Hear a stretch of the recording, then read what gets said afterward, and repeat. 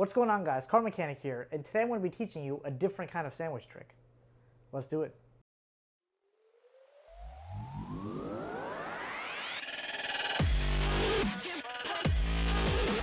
Alright, now check this out. For this trick, of course, since it's a sandwich trick, I'm going to need the two jokers, and of course I find them right next to each other because that's exactly where I wanted them.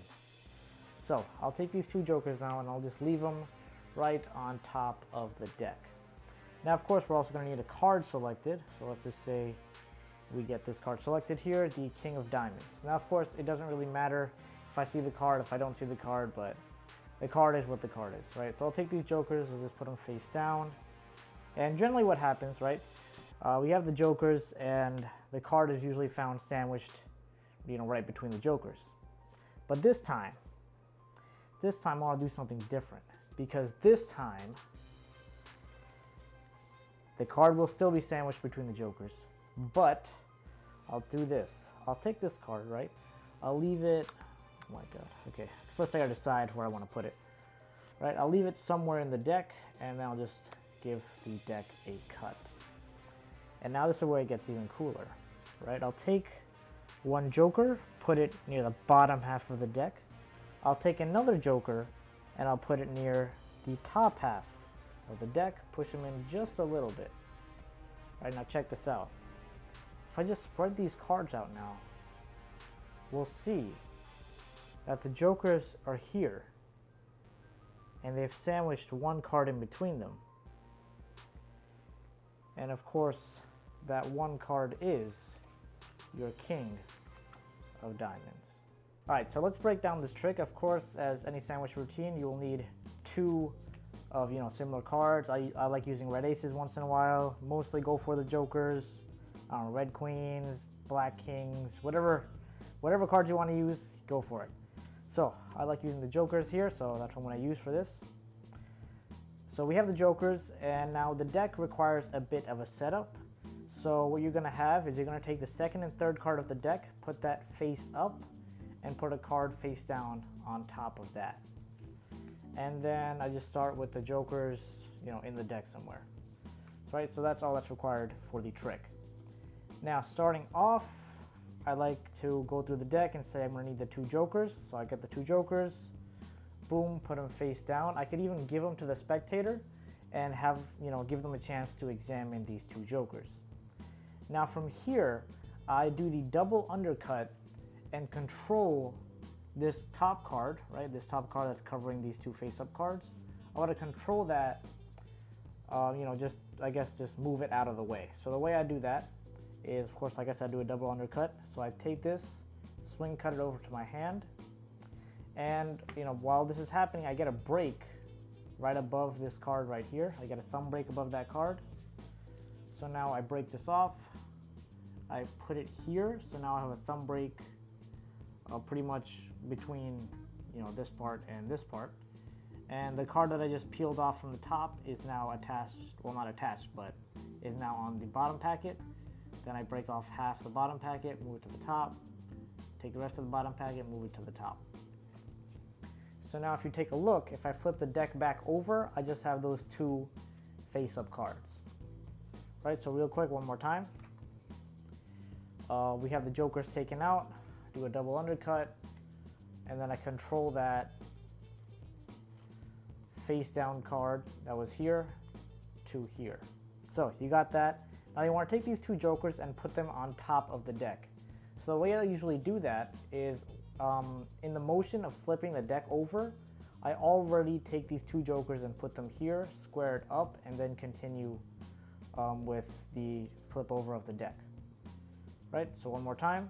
The deck is like this. You take these two jokers, put them here, square it up, and then continue flipping the deck over. So then the spectator here sees the two jokers. Now from here, I spread out the cards and allow the spectator to pick a card. But of course, be careful when you're spreading. You don't want to spread and allow the spectator to see these cards here. That would be a big problem. So I spread it out, and I tell the spectator to select a card. They select this card, for example, and it is the 10 of hearts. Right, so you put that aside, you let the spectator take that card and show it off to their friends, families, loved ones, whoever else they can show it off to. While they're doing that, you get a break underneath the top 4 cards, right? The 2 jokers and the 2 random cards you picked out. You get a break under the top 4 cards, and then you tell the spectator, I'm just going to turn these 2 jokers face down. You don't really even have to tell the spectators. It's just you tell the spectator, so I have these 2 jokers, and then you turn the whole packet of 4 face down. But now, of course, the spectator is going to be thinking you just have these 2 jokers here, and you're just flipping over the 2 jokers. That's why it may seem a bit weird when you're flipping it over. So again, when you're flipping over, you could either flip it over like this, but I recommend flipping it over like this, so the spectator gets the feel that you're flipping over more than 1 card.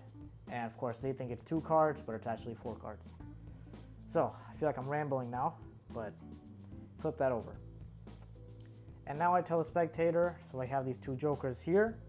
Generally what I do is I put, when I show off at the end, I have the 2 jokers and the card in between them. But now I'm going to make this a little more interesting.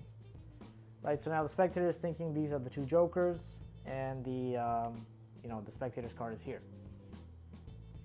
Now, while this is going on, while you're doing the talking, you're going to do the Braue reversal, and I made a video on it, video tutorial on it, so I'll put the link in the description and on the screen, so you can go check that out. But all we're literally doing is getting a break under the top 2 cards, flipping over, breaking the deck in half, flipping over this top packet, putting it on top, maintaining that break we have, taking all the cards under the break, and moving that to the top as well. So now if you take a look at the deck, you have the 2 face down jokers and the rest of the deck face up. So now you're going to tell the spectator that you're going to take their card and put it somewhere into the deck. But of course, you're not really going to put it somewhere into the deck. You're going to pretend to put it in towards the center, allow the spectators to see some cards that are coming out, but you're actually going to get a pinky break, if I can get a pinky break. You're actually going to get a pinky break right above the bottom card, and eventually push that card in right underneath the bottom card. So now if the spectator takes a look, well, of course not the spectator, but now if you take a look, we have these 2 jokers and the card sandwiched between them. We have that there. And then now you can plop this deck back, give it a cut. So now if you actually take a look, we're all set up to do the reveal. The only thing now we got to do is you take one of the spectator's cards. I like to put it on the bottom half somewhere. Take the other spectator's card, put it somewhere on the top half. Boom, put that in there. And now you don't want to square it up completely. And I'll tell you why in a second, but just from here, you're going to spread the cards, and you're going to spread the cards in the direction that these cards are in. So if the cards are in, this direction, you spread this way. If the cards were here like this, then you're going to spread this way. Because if you start spreading the other way, then that just would look weird and that wouldn't work. So let me pull these back out. Give me a second. So you want to spread in the direction the cards are facing. There you go. Right, so now you spread these cards out, and then the spectator will see that they came together right here, which honestly I think is a really cool look. Like when you have those cards here, you spread them out, and you have these just come up right here. So you spread those out, allow the spectator to pull that right out. That shouldn't happen, but you allow the spectators to pull that right out, and then you take those, you could even show that they're the jokers. Now, the reason, I'm actually glad I messed up here. The reason I put them in the top and bottom half is because, let me put my deck back to how it was. All right, so now we're here, right? These are the 2 fake jokers. We put one in the top half, and we put one in the bottom half. Right, and the reason we do this is because, like, when I spread again, like last time, we saw that one of those cards were near this card. So when I did this and I pulled these out, that other random face down card got pulled down with it. And of course you want to prevent that from happening. So you want to put those 2 random face down cards as far away from the center as possible, without making it seem like suspicious and like not too close to the top, not too close to the bottom, because when you spread out, then that'll be a problem, right? But so of course, if you actually see, the card is here and the other card is here, right? So that's pretty much all there is to it. Oh my God, the cards are a mess. Now, as for the cleanup, of course, there are going to be 2 face down cards in here. So the way I usually deal with it, let's say I have those 2 face down cards here. The way I usually deal with it, I hand this off to the spectator, they can examine it. And while they're doing that, I just cull these 2 cards to, you know, the back of the deck. So then I just have those 2 cards here. And then I just literally just flip them over. That's pretty much all there is. But if you know you have people that are asking, oh, do the trick again, do the trick again. If you actually do that, right, you cull these 2 cards to the back. Of course, if you don't know how to do the cull, I made a video tutorial on it. I'll put the link on the screen.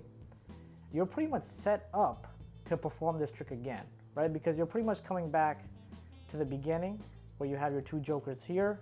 You can put this card back pretty much.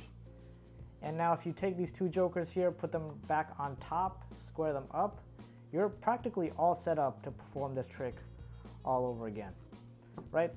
So yeah, you can clean up that way or go into doing the trick again. All up to you. But that being said, I hope you guys liked it. So that pretty much wraps up this video. I hope you guys enjoyed it, and as always, thank you so much for watching. Make sure to go check out my Patreon page to help support my channel, because your support really means a lot to me. So I'll put the link to that in the description, and also in the description is a link to all my social media, so you can follow me on there for my status updates, photos, videos, and all that kind of good stuff. So all that being said, I will see you in the next video.